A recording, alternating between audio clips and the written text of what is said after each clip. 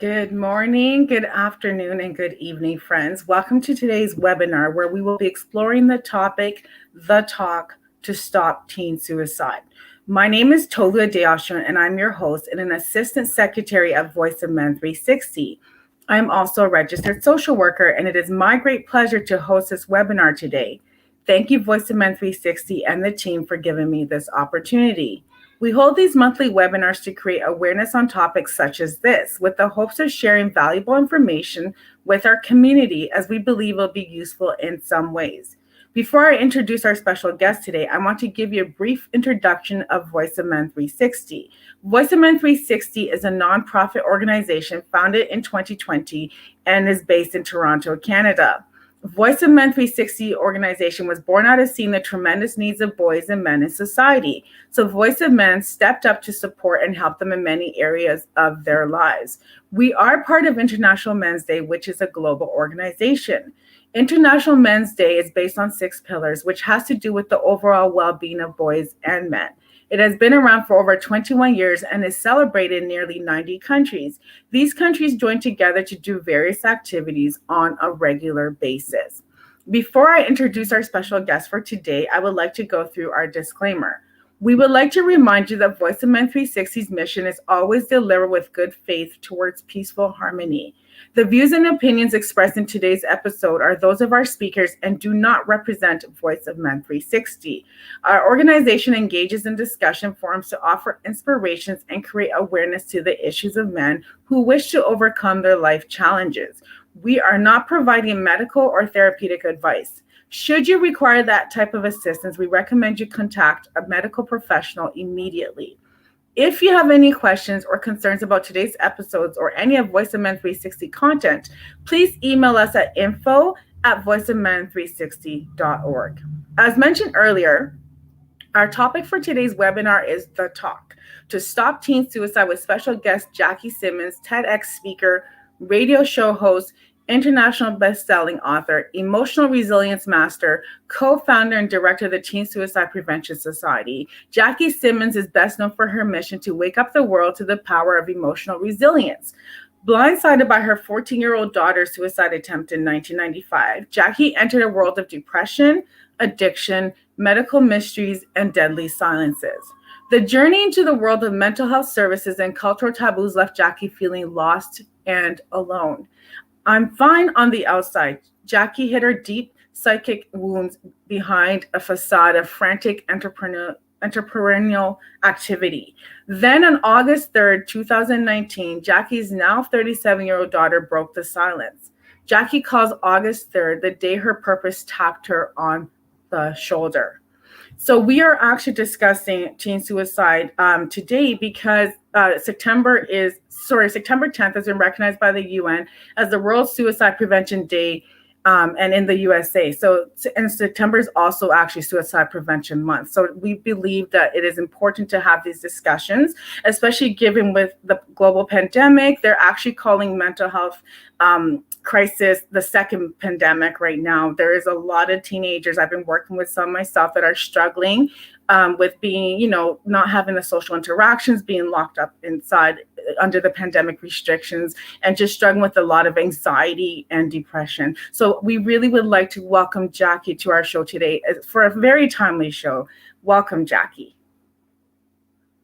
Oh, you are muted. There we go. There we go. Yes. So thank you for unmuting me. Always a good thing. I have talked to myself more in the last year and a half, thanks to Zoom and muting, than I ever have in my life. I've just never done it quite so publicly. Welcome, Jackie. So I got a chance to check out your TEDx talk, and it was really powerful. And I know you've been doing some really good work. Can you just tell us more about yourself? And I know I kind of talked about it a bit in the bio, but tell us more about yourself and the reason you do what you do, please. When my daughter broke the silence on August 3rd, 2019, I'll just say shocked. I mean, I wasn't ready. I did not know that morning. Let me give you a little backstory. She was delivering a 7-minute talk, a message that matters. She's part of a group of 12 that I had helped train. And the morning of her talk was sunny and already hot on the outskirts of Sarasota, Florida. She looked amazing. I am super proud of my daughter, Stephanie. She had a dark blouse, flowery skirt, her hair was pulled back in combs, and she was in that nervous, excited state you get into right before you give a talk. She was first up on the speakers roster, and the lights dimmed, and I welcomed her to the front of the room. Everyone help me welcome Stephanie Ashton. She walked confidently up to me and shook my hand and started with 3,000 teenagers will attempt to take their own lives today, just in the USA. In the back of the room, I was stunned twice. First, because I had no idea the number was that high. And second, because I had no idea suicide was her topic. She said, when I was 14, after a bad day of shopping, I stood in my bathroom. The pain of not fitting into any clothes was just more proof that I didn't fit in anywhere, and that pain was more than I could bear. I took a razor and cut into my left arm, trying to ease the pain and my life. Trying to end my life. In the back of the room, I felt the blood drain from my face. Have you ever been hijacked by a bad memory? Only my 30 years of stress management training kept me from crawling into a corner and just bawling. Stephanie continued with, it wasn't my only attempt. There were others. Outside of professional help, I've never really talked about it, not even with Mom. Mom and I had the other talks. You know, we had the talk about sex and the talk about drugs and the talk about alcohol. Then I went to college on a dry campus. That meant the kegs were hidden in the showers of the girls' dorm. Mom and I had to talk about alcohol more than once. But we didn't talk about suicide. And I still struggle with suicidal thoughts. Well, in the back of the room, my heart sank and I went from pale to bone cold as it hit me. The struggles that my daughter had faced alone because I didn't have the courage to have the talk about suicide. Stephanie wound up her talk with, on my suicide avoidant journey, I've learned tons of coping skills. Now I want to teach these skills to teens before they need them. Yes, before they need them. Well, there wasn't a dry eye in the house, including mine. They gave her a standing ovation. Some rushed up and hugged her and thanked her for being so brave, so willing, so vulnerable. And in the back of the room, I was frozen, totally torn between pride for her bravery and guilt and shame for my cowardice. And then it hit me. 3,000 teens attempt to take their own lives every day. That means over 6,000 parents start to live the guilt nightmare that I'd been living every day. And that means that over 20,000 grandparents, aunts, uncles, brothers, sisters start to live the guilt nightmare. And that means every day, hundreds of thousands of classmates, teachers, boyfriends, girlfriends, neighbors, all start to live the guilt nightmare and probably all just as blindsided by it as I had been. And then I wondered, what if Stephanie was right? What if the way to stop teen suicide was as simple as having the talk about suicide before you think they need it, before your teen starts to struggle with suicidal thinking? something so simple and obvious that professionals have tripped over it. The missing link, simple, obvious, like putting wheels on luggage and putting ketchup in squeezable bottles. After that day, Stephanie and I decided to work together. Who knew that was possible? Along with their sisters, we co-founded the Teen Suicide Prevention Society. And we work to teach people how to have the talks about suicide before you think it's needed. We started teaching parents and grandparents, aunts, uncles, teachers, friends.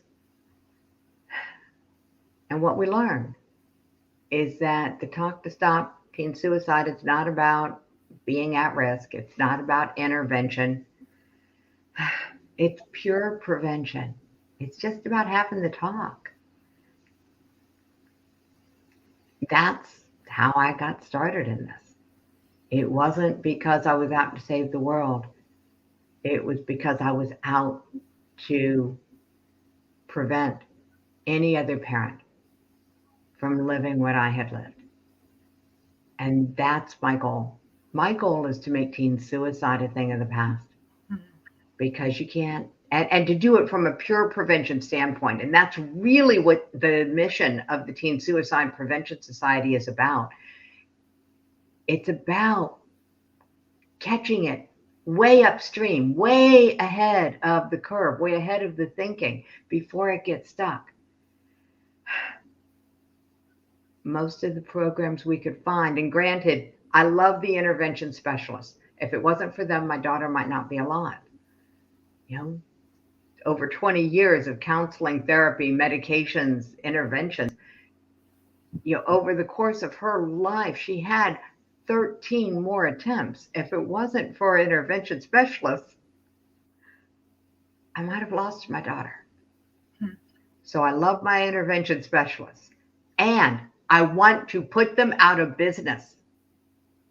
I want to make teen suicide a thing of the past by helping teens understand how not to get stuck in negative thinking, how to break out of that negative echo chamber that can happen in our brain.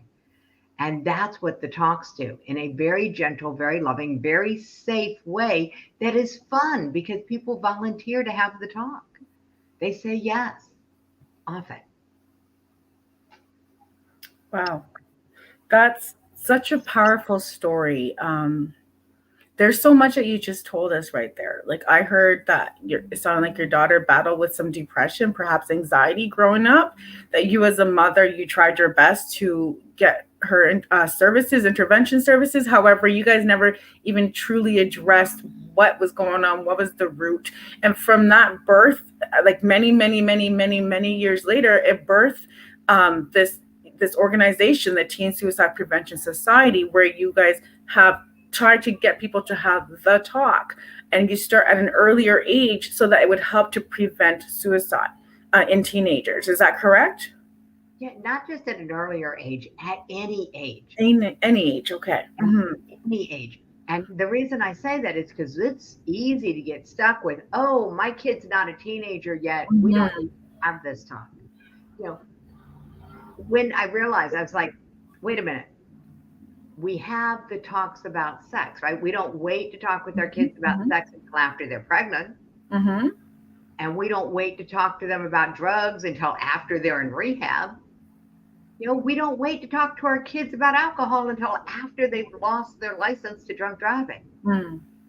Yet we wait to talk to our teens, our kids about suicide until after they're known to be at risk. They have a mental health diagnosis or a previous attempt. Wow. And I'm like, this doesn't make any sense to my brain. So that's how our mission got started and why we ended up in pure prevention. And every single time that I was interviewed or that got into a conversation with someone for the first year, the first question was always, how do you know? What are the symptoms? And I'm like, whoa, we really are indoctrinated to believe that suicide prevention is something that happens once they're struggling. And I'm like, okay. So we created the suicide risk factor assessment. That's what everybody was asking me for. So that's what we did. Here's what we discovered with that assessment. Are you ready? Mm-hmm. We're all at risk. Hmm. The assessment, beyond a shadow of a doubt, no one walked through that assessment and came up with a 0 score. No one. There is a risk factor in every family. You or your family might be at risk for suicide if someone in your family has a chronic illness, especially if it's invisible. That actually makes it worse. A visible disability, the world kind of understands, but when you're dealing with a chronic illness that's invisible, whether it's heart disease or lupus or Lyme or chronic fatigue, there are a whole host of them, diabetes. These are invisible disabilities, crippling diseases in many cases. And the world just doesn't get it because you look fine, just like I looked fine. So that's what we found when we created the suicide risk factor assessment. We found out two things.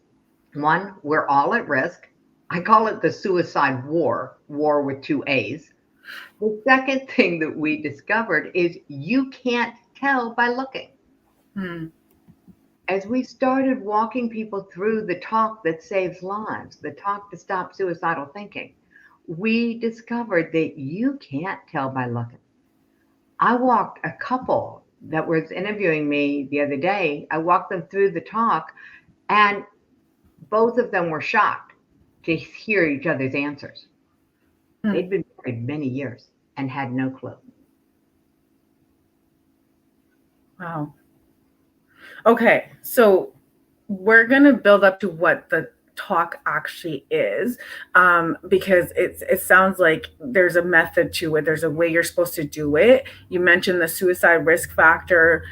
You've talked about how like anybody could be at risk for suicide depending on if you have chronic illnesses and invisible versus visible. So we're going to build up to that, but I do want to ask, because you mentioned some stats like that your daughter said, and when I did watch your TED talk, you said there's some stats about every 24 hours in the US, there's about 3,000 teenagers that will attempt to take their lives. That is shocking. Can you talk more about that and then tell us a few more stats and things that we should know and be aware of when it comes to working with teens?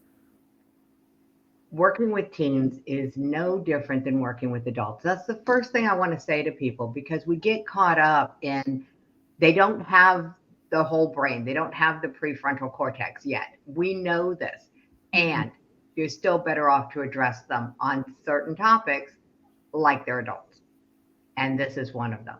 So the script doesn't change. The guidebook doesn't change depending on the age of who I'm talking with or who any of my students are talking with. We use the same guide because it works. It was actually designed to work with the way the teen brain really works. The numbers. Can you tell I don't like to talk about them? Here they are. Over 3,000 North American teens attempt to take their own lives every day. But that's not the real number. And here's why. According to the Center for Disease Control, over 25% of American young adults are struggling with suicidal thinking. This is double what it was just 2 years ago. And the stat of 3,000 a day is from more than 2 years ago. Also, here's the challenge with the numbers. These are the numbers of people who are self-reporting, or they have called into a suicide intervention hotline, a crisis hotline. We don't know the real number of people who are struggling. The best guess, easy number, think 25%. That means 1 out of every 4 teenagers you know, 1 out of every 4 young adults. Right now, among young adults, suicide is the second leading cause of death. It is the leading cause of violent death worldwide. That's from the World Health Organization. We've hit critical mass. It's amazing that no one has figured it out yet. The pandemic's not our biggest challenge. Corporate America said last year that we were facing a looming mental health tsunami. That's what you expect for their employees. There's a side note to that that people weren't talking about. And I interviewed the director of the Suicide Institute in New York City on the Suicide Prevention Show. And he shared that not only are clinicians not well prepared if they have someone that they're working with who's struggling with suicidal thinking. Suicide rates among clinicians, among our mental health workers, among the people who are there to support us riding out this tsunami are drowning in it right along with us. Suicide rates are up in every medical profession, mental health, every kind of doctor you can imagine. And believe it or not, veterinarians have had one of the highest suicide rates among professionals for decades. It is called compassion fatigue. It is now a real thing. For the first time in history, they're actually starting to track the suicide rates among nurses. They used to only track it among doctors, but they realized they've got a problem. The very people trained to help us are not, nobody was ready for this. COVID took what was bad at over 3,000 a day and put it in a pressure cooker. And we've all felt the heat being turned up on ourselves as individual pressure cookers. So we're not equipped. Nobody was. Cut yourself some slack. And if you've got children, you need to have more skills than any generation of parents in history. You have to do more for yourself first. When I interviewed Aaron Huey, he's the director of one of the most successful residential teen suicide intervention programs in the country. And he says, you have to put yourself first. And then you have to put your other adult relationships second. And then you will have a solid enough foundation to be able to really help your teens, to help your children. But if you've got those things out of order, you're not helping as much as you could. And you're putting yourself and your kids at risk. That's what he's found from decades of running that program. The numbers are not good. As you said, it's the other pandemic. They just launched an article that called Suicide Among Teenage Girls in America, the Shadow Pandemic. And I thought that was beautiful language to describe what we're dealing with. It's the shadow pandemic. And that's where we are. And guess what? There's a vaccine for this one that works. I'm not going to get into the whole vaccine controversy. Here's a vaccine that has no side effects. It does not trigger you shouldn't do this unless you believe that you shouldn't talk about suicide until after someone is known to be at risk. And if that's your belief, I'm not the right person for you to talk to. Our programs are not for you, because we believe that while suicide is serious, suicide prevention can be seriously fun. This is about bringing up what's so good about your life. And we need a lot of that right now. We need some optimism, perpetual optimism coming in, because we're getting bombarded and pounded with perpetual negativism. Wow. Okay. Yes, it's absolutely devastating. You're absolutely right that we don't even know half the stats, because only people that are choosing to disclose, that are calling the crisis lines, that are going to emergency rooms, are the ones that are actually that's where we're getting these stats from. And I do appreciate that you're saying that, we can make it can be fun, because it sounds so oxymoron or contradictory when you talk about, okay, we can have the talk can be fun. So can you tell me more, because you've been hosting a suicide prevention show, so can you tell me more about that show and what topics do you guys normally address? That show has over 100 episodes now. I am so grateful for all of the experts who show up to help. Here's what we interview on. We interview on suicide. what life looks like after suicide, whether someone tried or died, or whether my guest did, not died, but tried. Mm. So, yes, we go there. We also interview people on what makes life better in general. What makes you healthier, wealthier, a better parent, a better partner, a better friend? What makes you a better you for you? How do you put yourself back into the center of your own life? How do you find meaning in the midst of a pandemic? We talk about it all. So, body, mind, spirit, and emotions. We believe that all four of those, when they're all running at the same, like having the four tires of your car all inflated at the right level, you know, when you have the going for you, body, mind, spirit, and emotion, you're paying attention to each aspect of you. Then you can find meaning in life very easily. And what do we know about a life filled with meaning and on purpose? You want to stay. You want to stay in the game. You want to see what happens next. Mm. So we're looking for those kinds of experts. So whether it's how do you get a good night's sleep, how to manage ADD and find the superpower if you're struggling with the symptoms of attention deficit hyperactivity disorder. How do you find your superpower? How do you use that as your gift?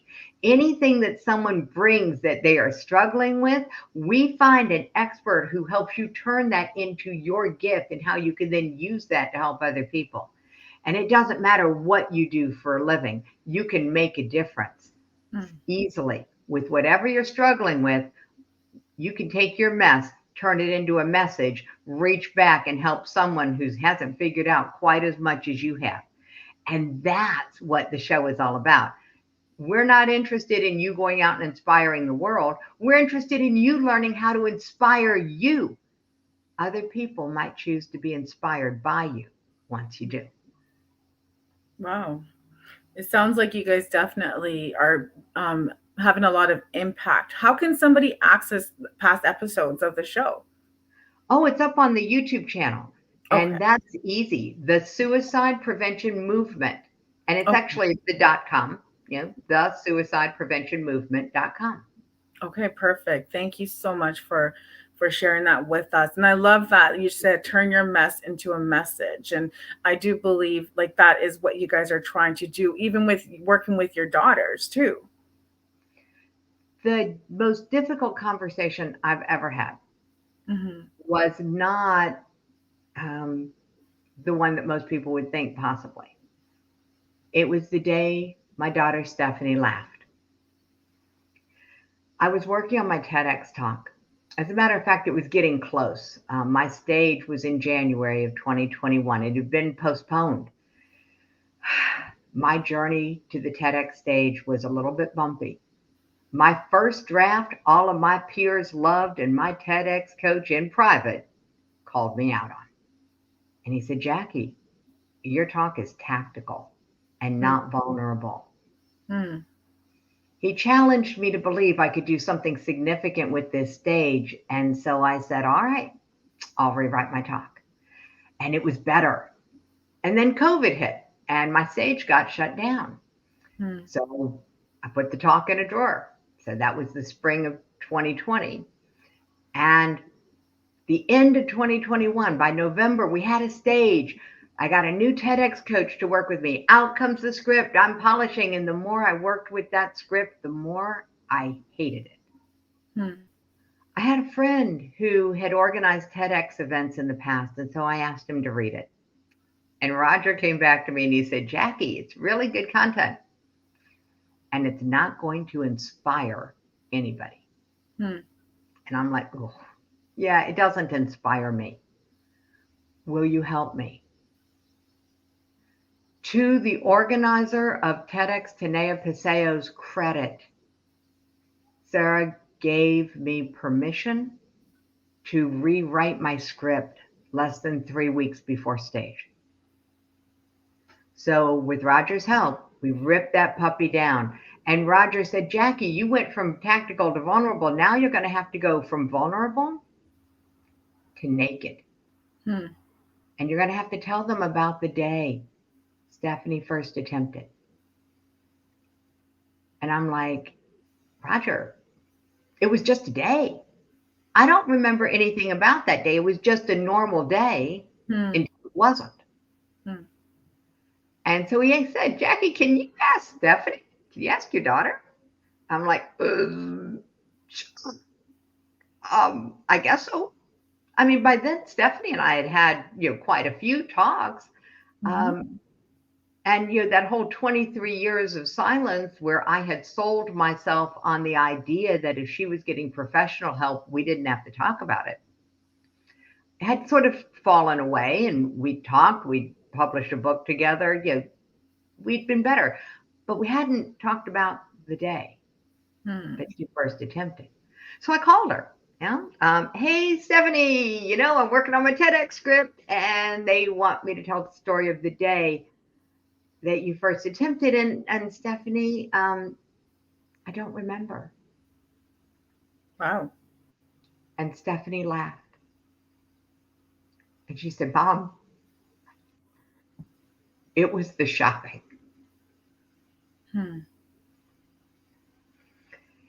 It was June of 1995. My daughters, the three of them were all in middle school and high school. They were to start a summer vacation. They're getting ready to go visit their dad and his family one state away. 3 girls.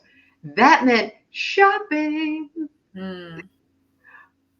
Stephanie was 14. She was in between her sisters, in between schools, and in between clothing sizes. The shopping became an adventure. Outfit after outfit, store after store. Nothing fit her. And at the end of the day, we came home with nothing except an attitude. Stephanie headed straight upstairs to the bathroom, and I collapsed on the sofa, grateful to be off my feet. And then, Mom, I think I need help. My eyes were drawn to Stephanie's left arm. Blood was dripping down her fingers onto the wood floor. The emotional part of my brain started screaming in terror at the sight of my bleeding, obviously suicidal child. The rational part of my brain started flipping through the files in my head, looking for the date of her last tetanus shot. I wrapped her in my arms. Have you ever been calm and panicky at the same time? I assessed the wounds. They were not life-threatening, so we applied bandages and made plans to visit the local teen suicide prevention mental health facility the next day. Our tears finally stopped. Our mutual I'm sorries were shared. And Stephanie slept. I couldn't risk being away from her, so we were sleeping in the living room. Between us, her handwritten note, her promise not to harm herself again while I slept. Yeah, right. Like I was going to close my eyes that night. All night, I listened to her breathe, stared into the darkness, grateful she was still alive. And my thoughts just whirled. What just happened? How did this happen? Who's to blame? It had to be somebody's fault, right? What followed that night? Counseling, therapy, medications, interventions, hospitalizations, and 13 more attempts. As I said, as long as Stephanie was getting professional help, I sold myself on the idea that we didn't need to talk about it. Would you want to know? Would you want to know what could cause your child so much mental and emotional pain that they thought dying was better than living? I didn't want to know, so I didn't ask. And that was the silence that lasted for 23 years. Wow. Wow. So for 23 years, you guys never addressed what was the root cause of her pain. No. Now, I'm going to give a caveat. We talked, but we didn't delve into, because that's what I discovered. Okay, I'm going to give every parent here a break. If anyone has a friend or a family member, or you yourself have struggled, I want to give you a break. There's no blame. There's only a lack of emotional resiliency, because no matter what challenges you have had in your life, someone has bounced back from them and bounced forward from them. The same challenge, two different people, one person bounces, the other person thinks they're going to break. And it is the fear of being broken that leads to what I call the negative echo chamber. Here's how it works in the brain. This is the brain according to Jackie, just as a disclaimer. Mm-hmm. You have a thought. I'm never going to live through this again. By the way, that's part of your worst case scenario problem solving mechanism. And that was actually a suicidal thought. Because if that same problem comes back, you've already said you're not going to live through that again. You've already set your subconscious mind in motion. And so you get the next thought about, it's happening again. I don't fit in. This isn't working. I'm not, whatever the word is for you. Hmm. And then you go, maybe I need help. Oh, no. I can't tell anybody. And we have a whole list that we have collected of why people don't share what they're thinking. And it's so afraid. We are so afraid. We're afraid that our family will worry about us. We're afraid that we'll have to go see someone. We're afraid that our boss will find out. We're afraid that someone will share it with someone and they'll have to report us and we'll go into a 72-hour hold, a psychiatric evaluation. It's to keep us safe, but still it wreaks havoc with lives. And many, many states have reporting laws. All of these things contribute to why we don't share that we're struggling. So here's what we do. We try not to think about it. Have you ever tried not to think about something? Hmm. Very challenging. Yeah. If I said, hey, don't think about an elephant, what just happened? Now I'm thinking about an elephant. When we try not to think about something, especially if there's a lot of emotion, powerful emotion like fear, we're actually doubling down on the thought. And your subconscious mind is elegantly designed to bring about what you think about, because it figures if you're thinking about it, that's important to you. So your subconscious mind starts looking for opportunities to bring about what you're thinking about, which really is what you're trying not to think about, but you're thinking about it more. And because your subconscious mind is looking for opportunities and even creating opportunities, that's what it's designed to do. This is the law of attraction in action. It's the shadow side that people don't like to talk about. Now you're in the negative echo chamber. With teens, this is especially problematic because on the outside, they could be the life of the party. They could be the valedictorian. They could be the drum major. They could be the football team captain. They could be your kid. And on the inside, every day is a battle to stay alive. And then all it takes is subconscious plan crossing opportunity. And because the teen brain does not have the prefrontal cortex, that ability to put things in perspective of time, the pause button that most adults have. Subconscious plan meets opportunity, and they are in action without conscious thought. It's happening so often. This is why we have had to put jump nets on bridges and fences along railroad tracks. Your teens dealing with things that you probably don't know about, and they're not big things unless they're trying to keep not talk about it. Then it grows. Just like mushrooms grow in the dark, so do suicidal thoughts. Hmm. So the talk breaks that open. And that's why we created it. And we realized that parents don't want to have the talk. So we did a little bit of mindset magic with the script. Remember, it's designed to work with the way the teen brain really works. Mm-hmm. It's also designed to build emotional resilience in both the person initiating the talk and their practice partner. And all of our talks are just practice. Nobody has to master or memorize anything. You read from the guidebook. Would it be okay if I walked you through the talk? That's actually what I was going to ask you next. Can you talk to us more about what the talk is? How do you have this talk? So please do. Oh, cool. All right, here we go. Mm-hmm. First, it's always pre-planned. We don't ever surprise anybody or blindside anybody with the talk. So the invitation is like this. Hey, I'm part of the mission to make teen suicide a thing of the past. I have a guide. I need to practice it. Do you have 10 minutes that I could practice it with you? Mm. Or we say, do you have 10 minutes where you could help me practice? Okay. So once someone says yes, and most people do, because the minute you ask someone to help you, you're actually lighting up the part of their brain that's a pleasure center, because we love to feel helpful. So you ready? Mm-hmm. Thank you for agreeing to help me practice. It's only 4 questions. Question 1, have you heard about the rise in teen suicides?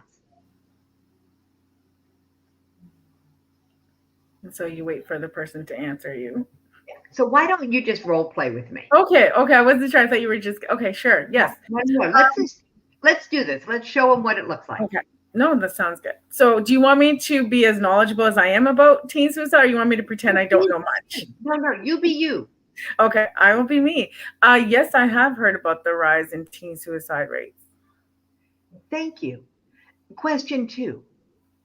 Do you have a story? Do you have a friend who's tried or died? Not as teenagers, but I've worked with people that have committed suicide afterwards, and currently working with someone whose sibling is, has been struggling with suicidal ideations. Thank you. This is question 3. Have you ever thought of leaving that way? Of leaving by suicide?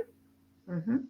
I have had some depressive thoughts. I think there's times where, depending on what situation I've been through or what I'm going through, sometimes you wonder, like, would it be better if I did not exist? And why do I exist? So yes, I would say yes. Thank you. Question 4. Why stay? What are your reasons for staying? For me, I am a Christian, so I'm a believer. So I do believe, I have faith. I have faith that I am here for a purpose, that there is a plan for my life, and that I'm meant to be, something more than where I am right now. I have children, I have a husband, I have family. So those are my reasons for why I would not commit suicide. What else? What else? Well, there's hope. As long as there's life, there's hope. That's how I see it. So just because something looks bad today does not mean it's going to always look bad. Thank you. And in a guidebook, if someone is struggling to come up with that, unlike you, who you just rattled off about 20 things, Yeah. if someone's struggling with their reasons for staying, we ask it this way. You ready? Mm-hmm. What's so good about your life that you want more of it? So if I was struggling to think, I'd be, well, I currently right now I've been working on a music career. I would probably like to see where it would go. I don't know that. Yeah, I've been putting out some songs, so I would love to see if it would ever make it. Cool. Oh, thank you for sharing that. You're welcome. The guidebook also gives the caveat. And this is the part that alerts you if intervention is necessary. Mm-hmm. If someone says yes to question 3, yes, they have thoughts of leaving, They've thought of leaving that way. And these are very precisely worded questions. That's why everyone has to, all the students, when they're practicing, actually read the guide. This is not a conversation you want to go out and wing it. Okay. Mm-hmm. You want to read the guide. And so if someone says yes to question 3, they thoughts of leaving, and no, 0 reasons for staying. So question 4 is 0. No, what's so good about their life answers, no reasons for staying. Then you stay with them and you call 911. You call in an emergency intervention team. They might hate you for it, and you might save their life. The other option is to call the suicide, or wherever you are. In America, it's 1-800-273-8255. That's the National Suicide Crisis Intervention line. And I'll say it again, 1-800-273-8255. I have that number saved in my phone under help, because I never know. I never know when someone I care about, including myself, because I do care about myself, might need to talk to a stranger. And you want to get them on the phone with the stranger, because it's often easier to share with a stranger than with someone who might know the possible players in our pain. We don't leave someone alone, and we don't try to intervene. That's not what our training is. Our training is upstream. So out of hundreds of conversations that our students have had, we've had 0 need for intervention. Being upstream keeps everybody safe. People volunteering to have this talk. And here's what happens.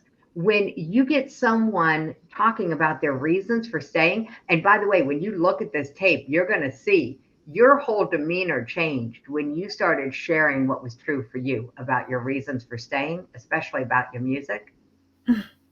What happened in your brain? Your brain just laid down a whole neuro pathway, a new neural network. It's like a file folder that's labeled reasons for staying. Now, if you have a thought of leaving, it's got to get through this new filter that you just created. And every time you practice this talk as a student, you're going to practice with a minimum of 20 people. Why? Because it's the power of 20. It impacts the world in multiple ways, and I'll run through the top 3. The first one is that having the practice talk with someone helps them build that file folder that says reasons for staying. So you're backing them away from an edge they may not have even known they were near. You're giving them a buffer between them and the ledge immediately. And it's doing exactly the same thing for you, because you cannot listen to other people's reasons for staying without your brain going, oh yeah, that's me, and this is me. And your brain is building out your own file folder of reasons for staying just by listening to someone else's reasons. So, by the way, however many people are listening in today, ta-da! You all have all just given yourself a little bit more of a buffer. And that is because you were willing to be walked through the talk on the show. So thank you. I love it.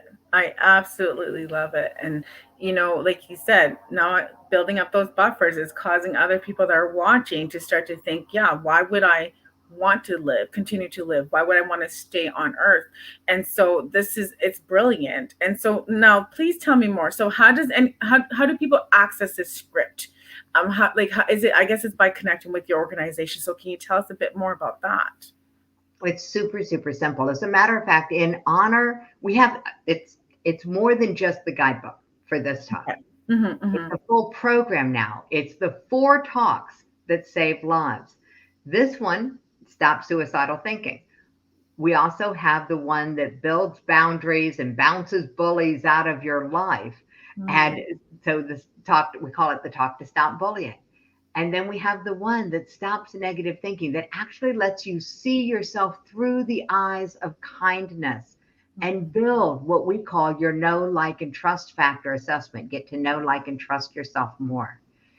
And the one to stop self-sabotage. which is where you get to make peace with your past so that you can create a future without the baggage. So that's the full program. It's called The Talks That Save Lives. And right now, we are giving it away for free. We will teach anyone 13 of age or older. And so it's simple to apply to be part of this free program. All you have to do is go to talksthatsavelives.com. talksthatsavelives.com, and fill out the form. 13 through 17, you have to have a responsible adult fill out part of the form with you. Mm-hmm. If you are 18 or over, we assume you're responsible enough to fill out the whole thing for yourself. Mm-hmm. Oh yeah, that's how they do it. And we want you. We are launching this on September 10th, World Suicide Prevention Day. We are taking the world upstream from needing to worry about, is my friend at risk? Should I say something? The answer is, let's get you something to say. Mm. Wow. And so we're doing 2 classes on the 10th of September for teens and 4 classes for adults. All our gift in service of our mission to make suicide, especially teen suicide, a thing of the past. Wow. Jackie, honestly, I just checked the calendar and realized the 10th is Friday. I will be in. As a mental health clinician, I'm always looking for tools to be of help to the people that I work with. So I'm definitely going to, sign up and log in and just to learn more from you, because I do believe this is very useful, and anything to add to my tool belt of interventions, coping skills, strategies that I can teach my clients, I'm all for it. So this is such a wonderful prevention that you guys have going on here. Is there anything else that you would like to share with us today as we wrap up?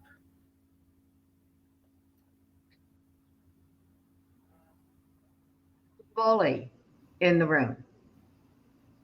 Sorry, you cut off initially. We didn't hear the first word you said. I said the bully in the room. Okay. The bully in the room, we call it the elephant in the room.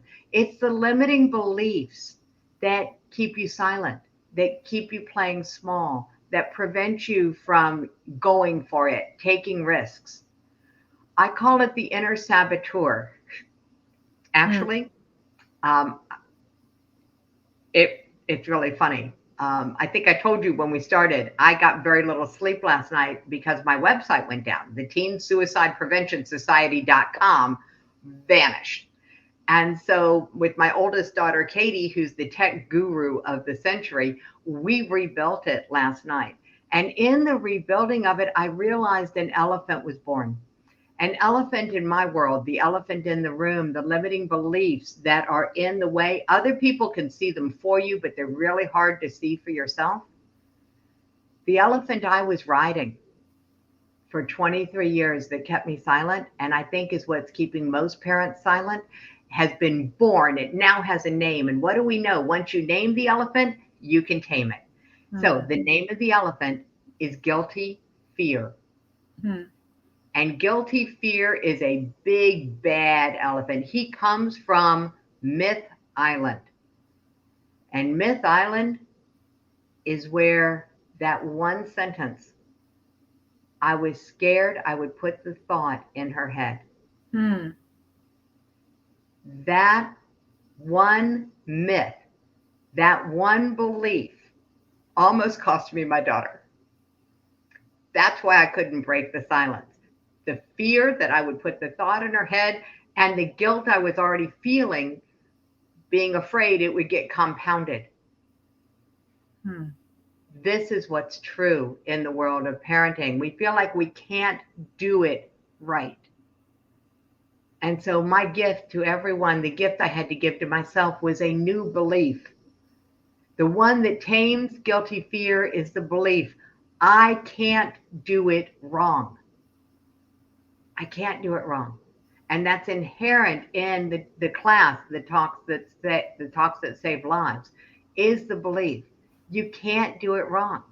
Whatever class you show up for is the right class. However many practice conversations you have while you're a student is the right number of practice conversations. Why do we want you to have 20 practice conversations and powerfully, positively impact 20 other people?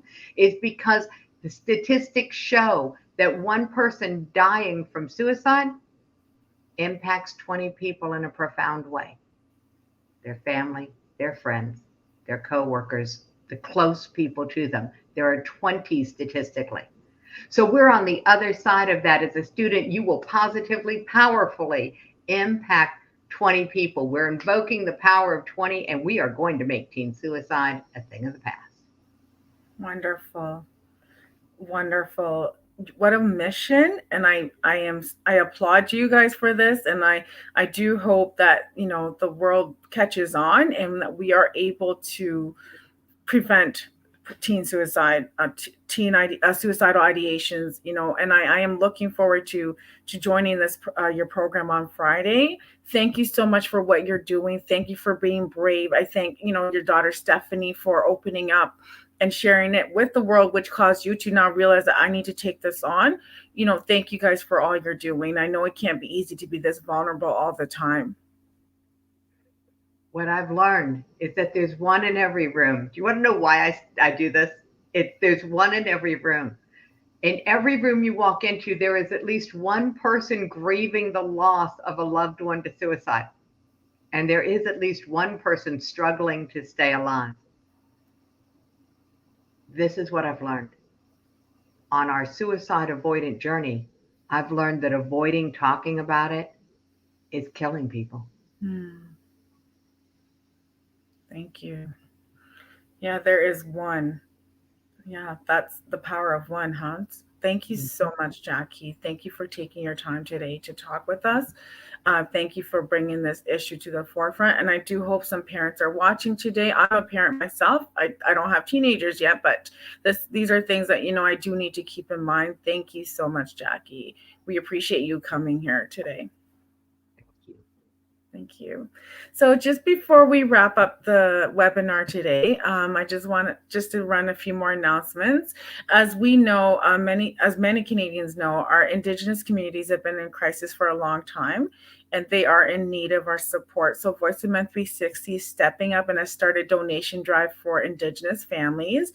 It's been very successful so far. We've had a few runs where we've been able to drop off the clothing that have been donated. So if you have used clothes, gently used clothes, dry food items, please let us know. We will collect them and we will get them into the right hands.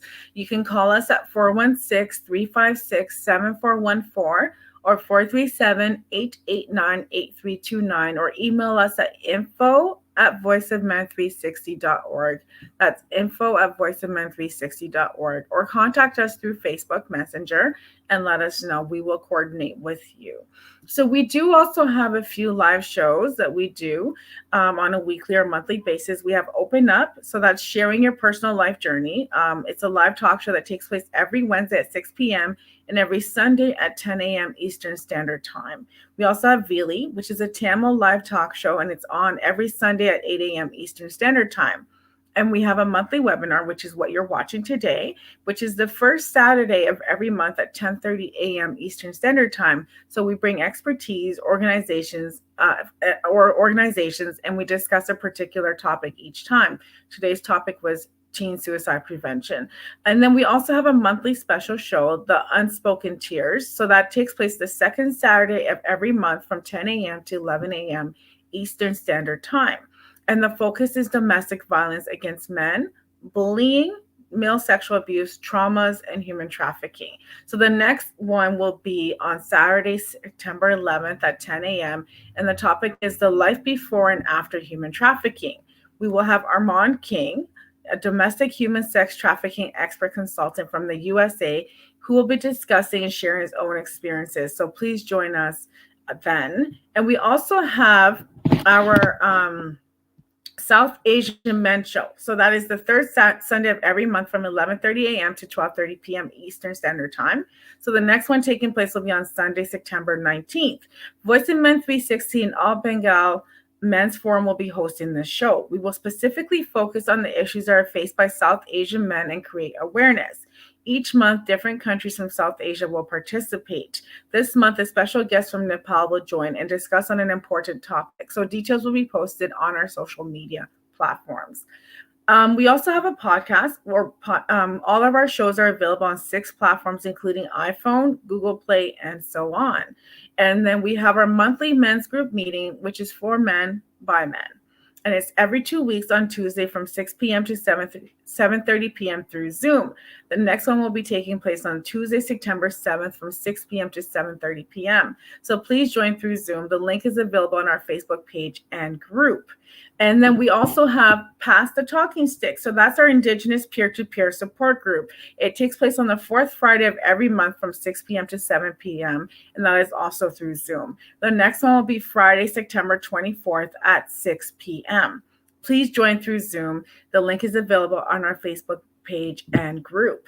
So information on how to register for any of these upcoming programs can be found on our Facebook page, Voice of Men 360. Please register and invite your friends to join us. We are always looking for new members or volunteers to join us at Voice of Men 360. We are actually hoping that our Facebook page can get up to 5,000 new members.